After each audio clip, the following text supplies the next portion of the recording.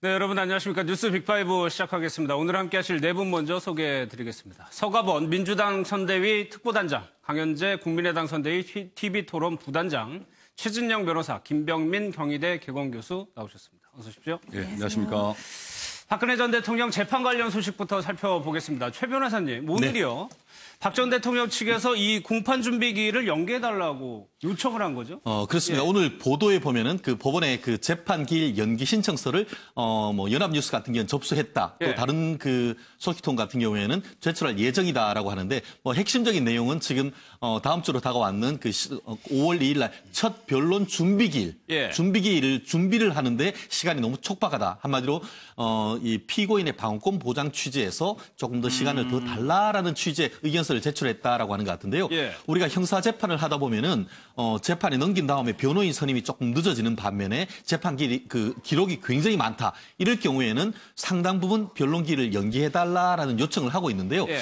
아시다시피 기록이 많은 건 사실인데 또 계속 탄핵 때부터 꾸준히 변호인들이 변론을 해왔는데 이렇게 요청하는 것을 봤을 때는 예.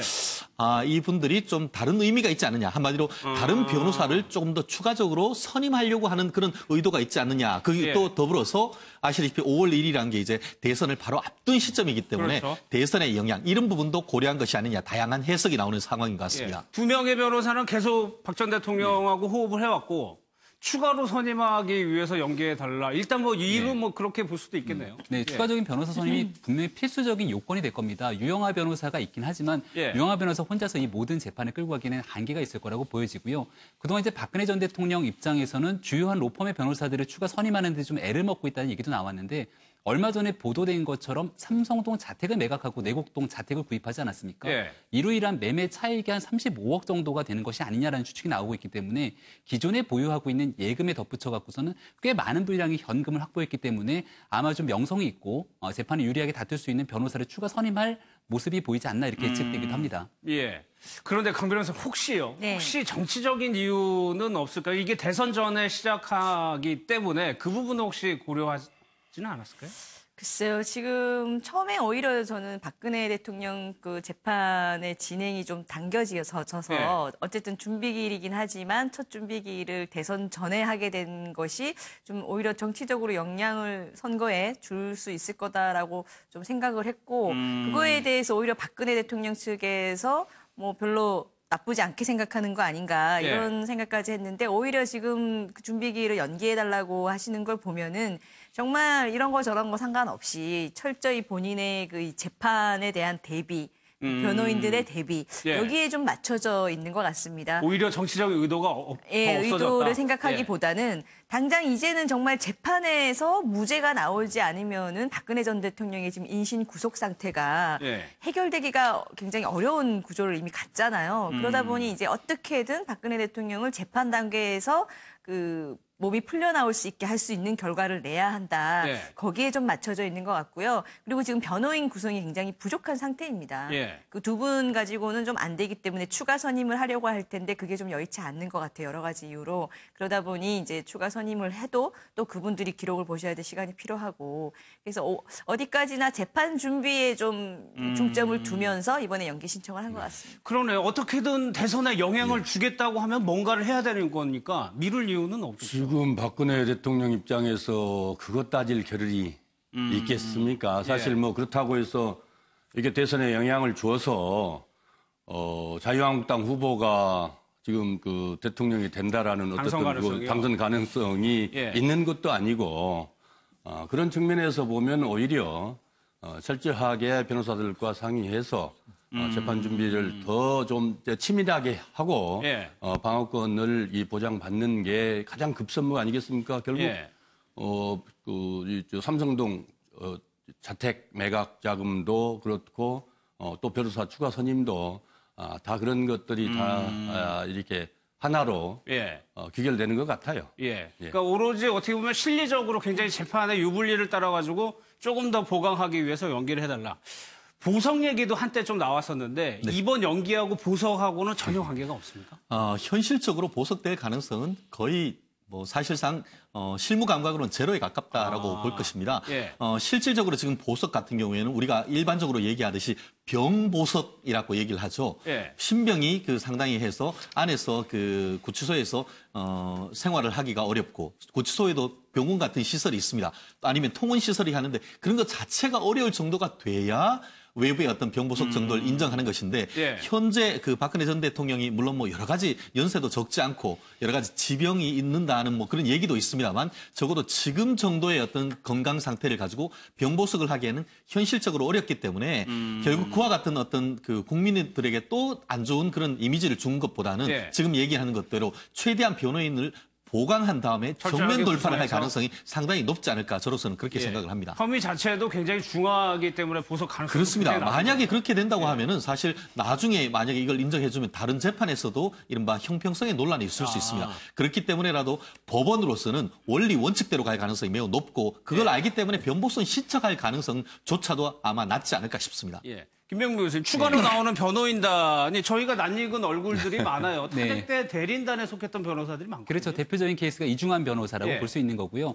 박근혜 전 대통령의 탄핵을 가지고 이제 헌재 재판소의 그런 판결들을 이끌어내기 위해서 합류했던 변호사들이 분명히 존재하는 건데 지금 있는 두 명의 변호사 중에 핵심적인 역할을 하는 건 결과론적으로 박 전 대통령이랑 가장 가까이 있는 유영하 변호사 아니겠습니까? 예. 따라서 유영하 변호사를 중심으로 변호인단을 다시 한번 재구성을 하는 과정이 있게 됐을 경우에 이중환 변호사 같은 경우는 유영하 변호사와 그러니까 과거에 이제 탄핵 심판을 다투는 과정 속에서도 크게 불협화음이 없었던 거로 보여지거든요.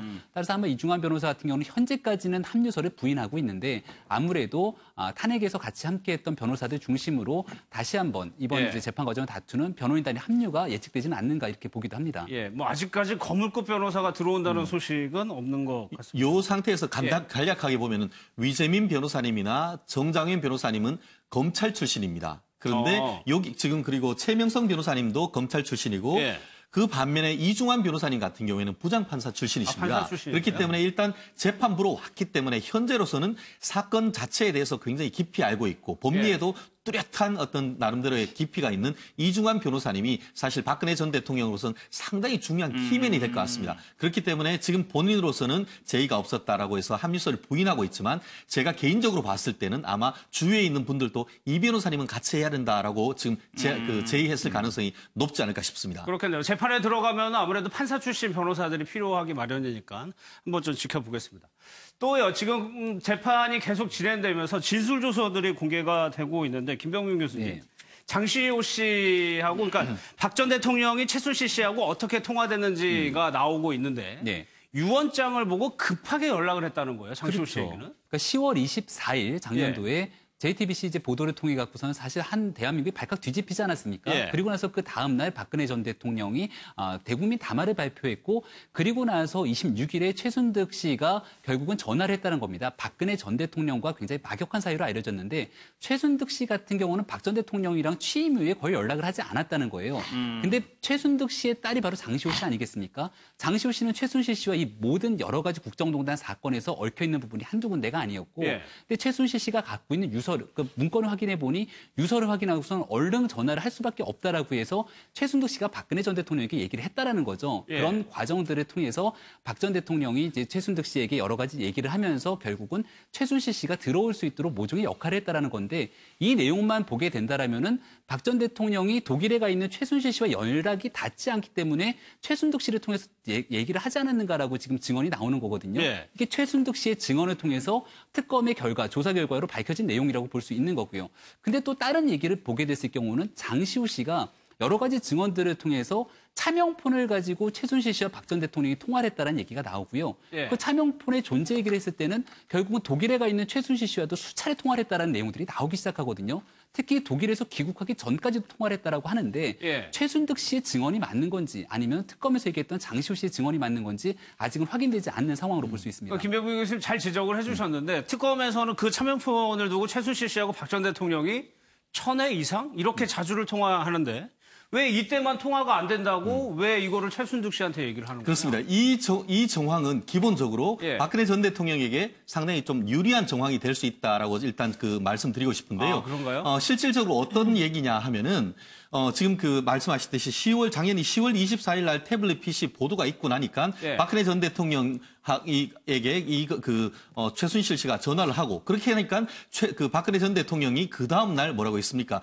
사과를 하면서 한마디로 그 최순실 씨한테 사실상 쏘갔다라고 얘기를 했지 않습니까? 그렇기 때문에 그 전날 통화를 하면서 더 이상 통화하지 마라라고 얘기를 했고 실제로 그 최순실 씨가 박근혜 전 대통령과 그 차명폰으로 계속 전화를 했지만 예. 전화가 안 되니까 이제 그 장시호 씨한테 연락을 해서 예. 엄마 통해서 그 박근혜 전 대통령에게 좀 연락을 해달라라고 그렇게 우회를 해왔는데 예. 그때 지금 얘기하는 것처럼 최순득 씨 같은 경우에는 평소 때 이제 윤전추 씨를 잘 몰라나 봅니다. 그래서 예. 전화를 좀 해달라고 하는데 굉장히 좀 망설였다가 부득이 전화를 했더니만 박근혜 전 대통령과 통화를 할 수 있습니까? 했더니만 아직 지금은 없습니다. 해서 박 대통령에게 전달을 해볼게요 했는데 한참 뒤에 이제 통화가 됐다는 그런 얘기가 벌써 한 달 전에 나왔었는데 좀 오늘 그 최순득 씨의 진술조서로 나왔는 게 그렇다는 건데요. 결론적으로 얘기해서 박근혜 전 대통령 입장에서는 이와 같은 정황을 들어서 봐라 내가 쏘갔고 그렇게 해서 딱 아하. 끊어버리니까 예. 그렇게 해서 옆을 통해서 연락이 왔는 것이 아니냐. 그때도 얘기했는 것이 뭐냐. 한국 들어오지 말라는 것이 아니고 한국에 들어와라라고 했다. 이런 예. 식으로 어떤 얘기를 할 수가 있기 때문에 이 부분에 대해서는 앞으로 법정에서 이 맥락에 대해서 누구에게 유리한 것인지 예. 법적 다툼이 있을 가능성은 좀 있어 보입니다. 아까 이거 날짜 좀 다시 한번 볼까요? 24일 날 태블릿 PC 보도가 나왔었죠. 그날 바로 박 전 대통령이 국회 가서 개헌을 얘기한 날이란 말이에요. 이때까지는 통화를 굉장히 많이 했어요. 그러다가 이 PC 보도가 난 이후로 박 전 대통령이 어떻게 보면 통화를 거절한 거 아니냐라고 네. 해석할 수밖에 없거든요. 그런 가능성들을 지금 현재 얘기하고 있는 건데 예. 여기에 대해서 특검의 조사 결과를 증언하고 있는 게 최순득 씨 아니겠습니까? 그러니까 말 그대로 최순득 씨 같은 경우는 우리가 수차례 언론 보도를 통해서 박 전 대통령과 막역한 사이로 알려져 있는 것으로 보였죠. 예. 그러니까 최순실 씨가 우리가 봤을 때는 실세라고 하지만 작년도까지만 하더라도 많은 언론들에서 사실상 최순실 씨는 행동대장에 불과하고 최순득 씨가 박 전 대통령과 뭐 동창인이 많이 이런 여러 가지 관계 속에서 핵심이다라는 얘기를 했던 거죠. 따라서 최순득 씨 같은 경우는 본인의 딸인 장시호 씨도 걸려 있고 특검의 조사를 받는 과정 속에서 결과론적으로 박 전 대통령의 통화 내역들이 아마 나온 게 아닌가 싶어요. 근데 그렇겠죠. 여기에 대해서 예. 박 전 대통령과의 관계에 대해서 최순득 씨는 부인하고 싶었던 게 아닌가라는 저는 개인적인 생각이 드는 거거든요.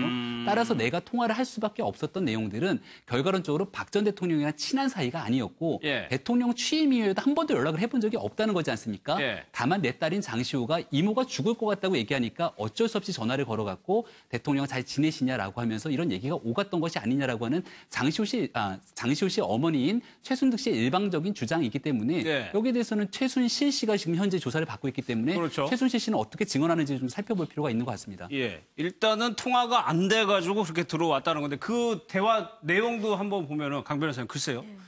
이 최순득 씨는 동생이 들어오는 걸 원치 않았다는 입장인 거고 그럼에도 불구하고 박 전 대통령이 들어와야 문제가 해결이 된다라고 얘기를 했다는 주장이거든요. 네.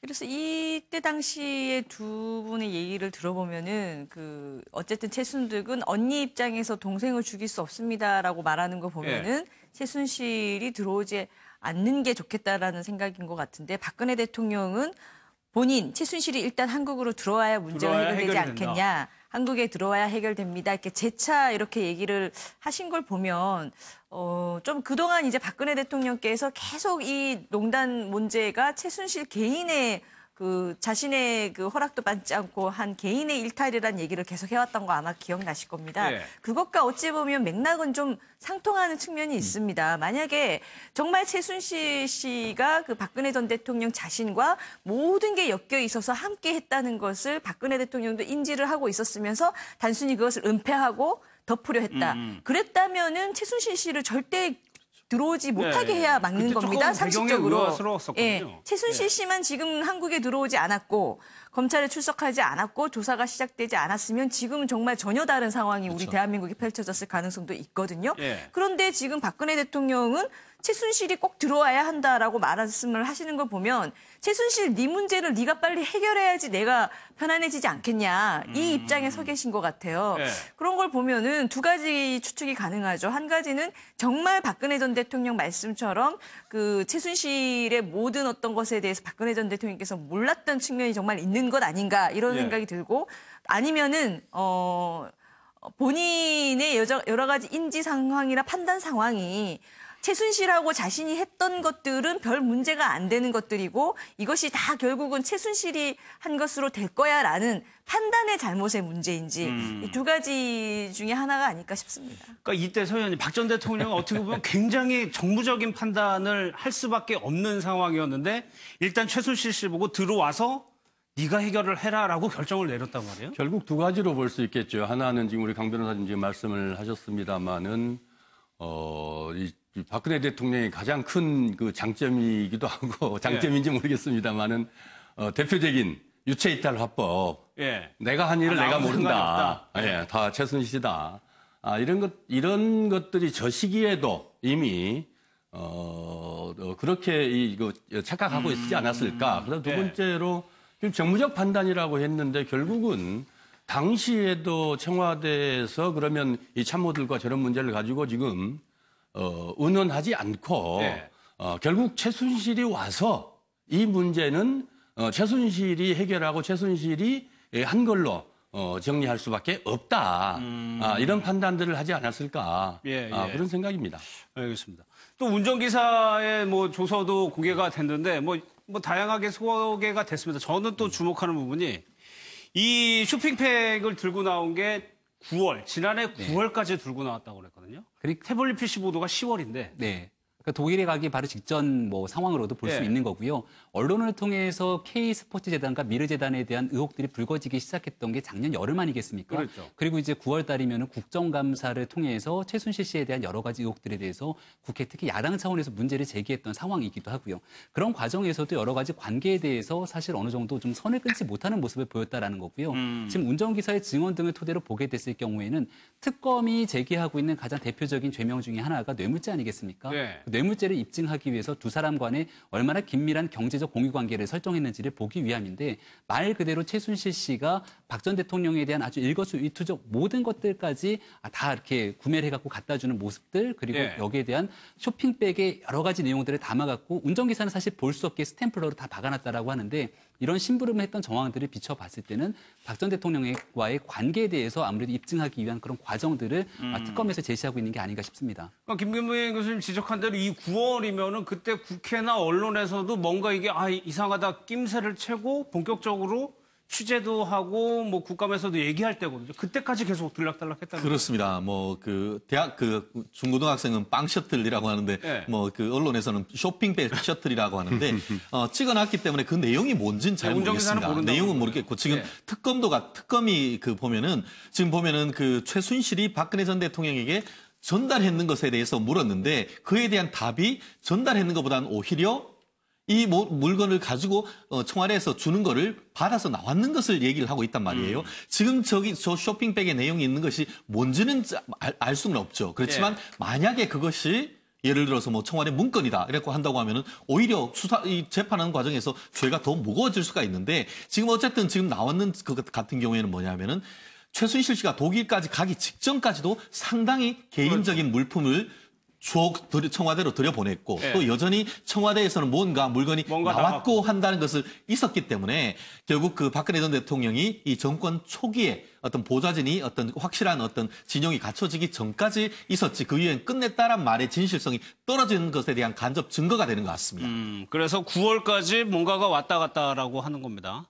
오늘도 좀 재판이 이어지는데 최 변호사님 지금 최순실 씨 오늘 뇌물 재판이 있는데 증인으로 장시호 씨가 나온단 말이에요. 그렇습니다. 예. 그 앞으로 지금 재판이 빵빵하게 남아 있습니다. 오늘 오후 2시 같은 경우에는 최순실 씨 삼성 뇌물죄와 관련해가지고 지금 장시호 씨가 증인으로 출석하고 있다라고 하는 것 같은데요.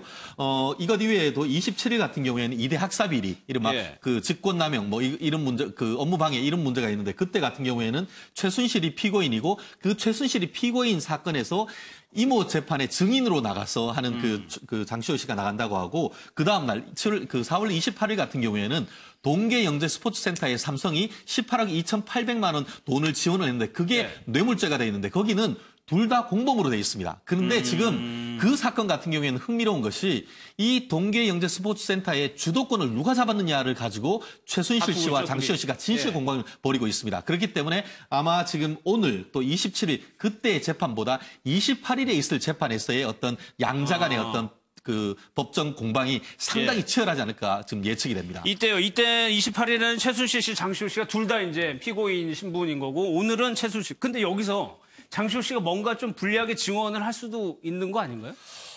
지금 현재까지 보면 더 이상 어떻게 분리할지, 이렇게 진술할지 모르겠습니다만, 결국 지금 증인이라고 했던 취지는 뭐냐 하면은, 그 최순실 씨가 그 본인의 뇌물죄와 관련해서 장시호 씨가 검찰과 특검에 나와서 진술을 했지 않습니까? 그렇게 했는 내용을, 우린 인정하지 못한다라고 했을 겁니다. 그렇게 되니까, 검찰로서는 그 조서의 증거 능력을 한마디로 유죄 증거로 쓰기 위해서 증인으로 불렀는 거거든요. 그렇기 때문에 그 검찰이 묻는 것은 그 진술을 그때 제대로 했느냐 일단 묻고 그중에 핵심적인 걸 몇 개를 물을 겁니다. 그 반면에 이제 최순실 씨 측 변호인 입장에서는 그 진술 조서에 있는 내용을 하나하나 탄핵할 것 같은데요. 결국 이경재 변호사 측이 질문을 할 때 장시호 씨가 반박을 할 것인지 아니면은 이와 같이 뭐 피가 물보다 진하다라고 하면서 기존에 있던 진술을 바꿀지 그 부분이 상당 부분 어떻게 보면 그 법조인으로서는 관심이 가는 부분입니다. 아니 최순실 씨 재판이 관심을 모으는 게 이 재판에서 최순실 씨가 직접 변호사처럼 질문한다고요. 그렇죠. 최순실 씨 입장에서는 사실 이제 더 대국민적으로 이미 잃을 게 없는 상황으로 여론이 악화되어 있는 상황이고 여기서 법적인 재판을 다투는 과정 속에서 이미 기소됐던 부분들은 본인이 갖고 있는 혐의에 대해서는 어느 정도 충분히 다 밝혀진 부분이 있다고 판단하는 것 같은데 최순실 씨 입장에서 이제 억울한 부분들도 분명히 존재한다고 판단하는 것 같습니다. 그게 바로 이 동계스포츠 영재센터 같은 경우가 주요한 대목으로 볼 수 있는데 사실 이제 장시호 씨가 동계스포츠 영재센터를 주되게 운영했다고 볼 수 있지만 여기 대해서 삼성의 뇌물죄에 대해서 기소라는 과정에 장시호 씨는 공범에서 빠졌다라는 거죠. 그러니까 결과론적으로 최순실 씨가 모든 것들을 주도했다라고 하는데 여기에 대해서도 앞으로 최순실 씨 입장에서는 다퉈볼 수 있는 여지에 대해서는 본인들이 불리하다고 생각되는 증언들에 대해서 사사건건 이야기를 확률이 높을 것 같고요. 그렇기 때문에 앞으로 있는 재판 과정에서 최순실 씨가 여지까지 드러나지 않은 뭔가 새로운 내용들을 얼마나 더 밝혀내고 드러내게 될지도 주목해 볼 만한 대목으로 보입니다. 알겠습니다.